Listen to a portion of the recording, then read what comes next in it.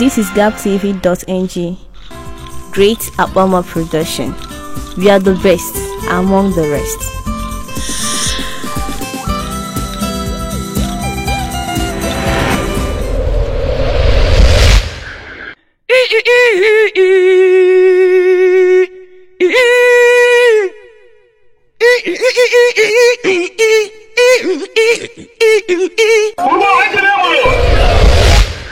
Anyị na-emewe ọnwa ịsatọ.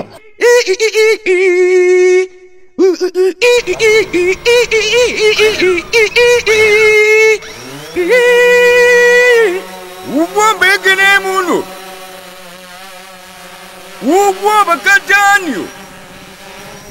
Tuono, muono, zuono. Anya panye njem. Kaijebe be chief odudu n'ugwoba. Odoguneliji. This is gaptv.ng. We are in Guaba today, the 24th November 2018. Today is Onwa Sato, the New Yam Festival of Uguaba, the ancient kingdom of Ugwa. Viewers, join us as we show you the highlight of the event of today. Thank you all. Odudu Ugwoba deme Odogwu asi na na bo kwa aja abu ogu anya lei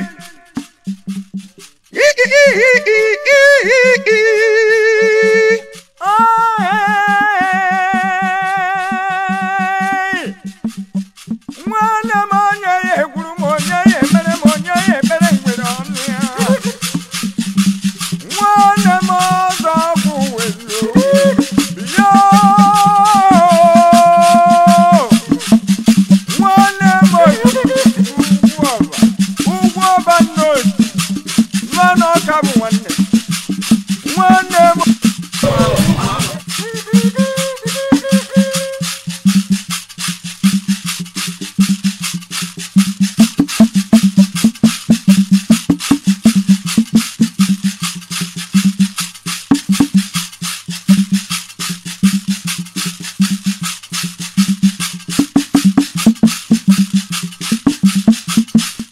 This is the get-together night with friends and well-wishers of the Highness Odudu Ugwoba.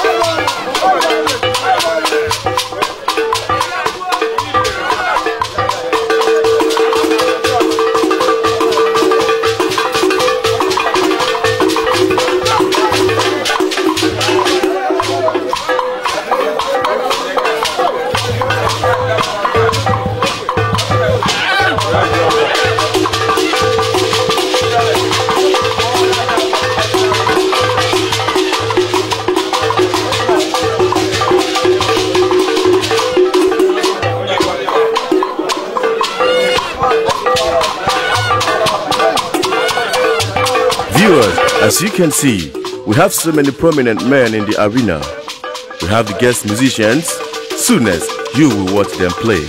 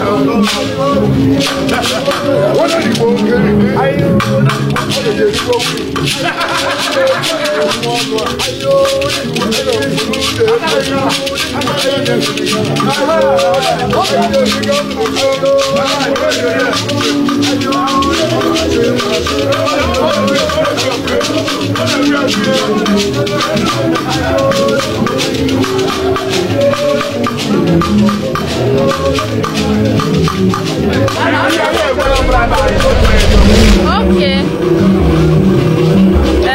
My name is Josephine Oramalu Ikechukwu.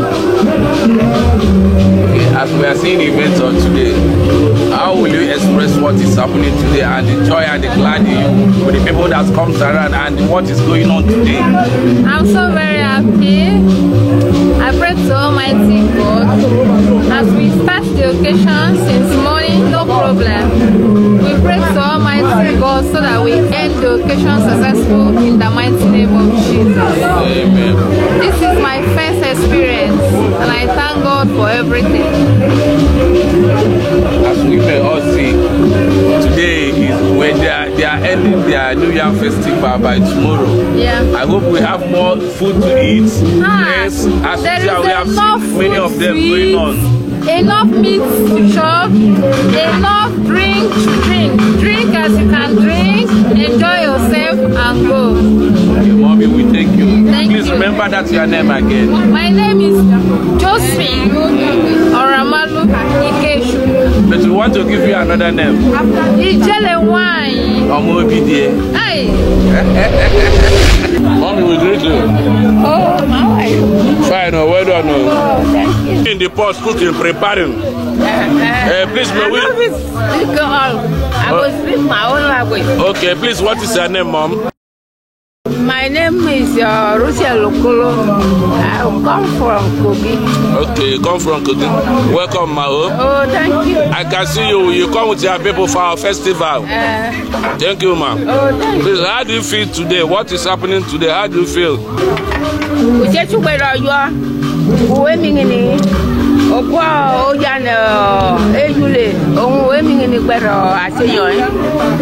You better Yokama, Okom, Gaberema, Karatona, Kawemi. Roba Gawam Kina, Oyoki Madu Kumasi, Oyoki Yakumasi Lavia. Kadere Tonaka, Wemi, Oyoki Yakumasi Lavia. Oh, now go your Wabali, go Mammy, Neke, Konde, oh, my con, I'm sure you don't give me bomi, when you walk by bomi, do you in a mefai. I said you were your joking at it now, like in there, the arrow for Avia. Thank you, ma. We greet you. You are welcome, ma. God bless you, ma.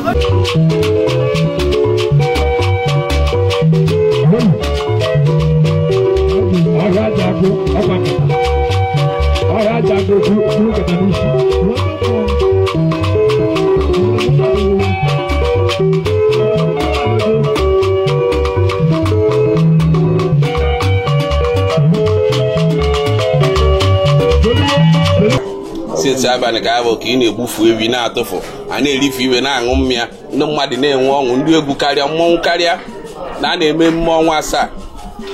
I was got Amal Kobo, no bossita. Oh, Budum so sang or young because no, even none even maker. I can't name because I go line, you open and nobody men. What a man, no, you want my call you, man. Nana say, Wata, Yakalenia, leave open and near me. Until you want Kana Simata Kaliania. Yanara Simata Yakaliania, Najibe. When yan near Belalo Nambo, Oba Lone Megan, Nabosali also. When yan near Lotarono, Nambo, Oga Luki, or Luan Luciana. Onya patarego nambo, oya banki na ishish. So, ana mekene, oraneze biano. Udum so angoli. Iba ine mebo onwe sato, ugwoba. Onya bulo kandi ji. Onya na oramona wasu.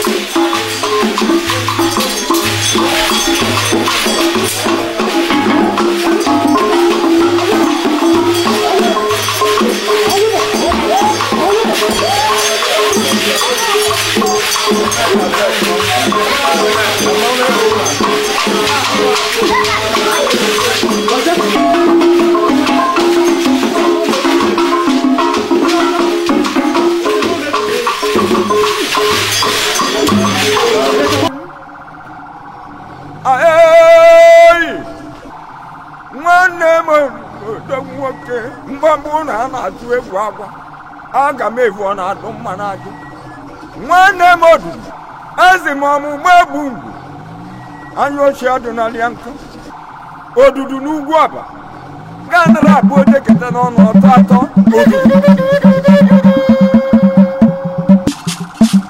Yam Festival, a colorful and a memorable one. Stay tuned and watch.